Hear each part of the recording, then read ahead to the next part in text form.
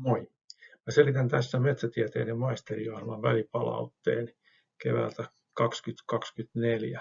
Eli meillä on nyt ideana, että kaikki nelosperiodin FOR-kurssit otetaan tämmöisen välipalautteen alle. Ja mikä tässä on taustana, niin Metsäylioppilaat ry on kerännyt 21.3. omassa tilaisuudessa opiskelijapalautetta. Ja siellä on paljon hyviä asioita. Ja sitten me kaikki tiedetään, että virallinen norppapalaute, niin se on tosi vähäistä. Palautusprosentit liikkuu siellä 10.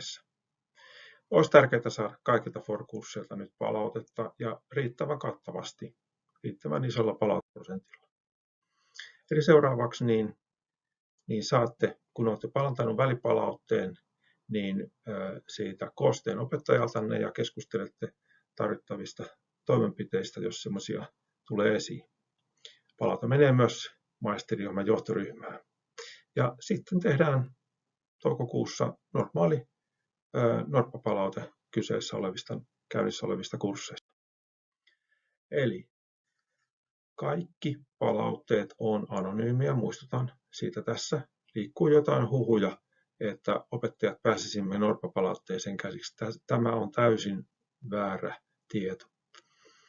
Asiallinen ja rakentava palaute on tervetullutta. Meillä liikkuu nykypäivänä ihan liian paljon kaikenlaista vihapuhetta, jätetään sellainen tässä pois. Ollaan kriittisiä, mutta tehdään se perustellusti. Hei, anna palaute ensi viikon aikana, eli viimeistään perjantaina 12.4. Kurssi, joka antaa korkeimman välipalautteen, niin saa erikoispalkinnon kahvia ja snäkkejä tunnille. Moikka!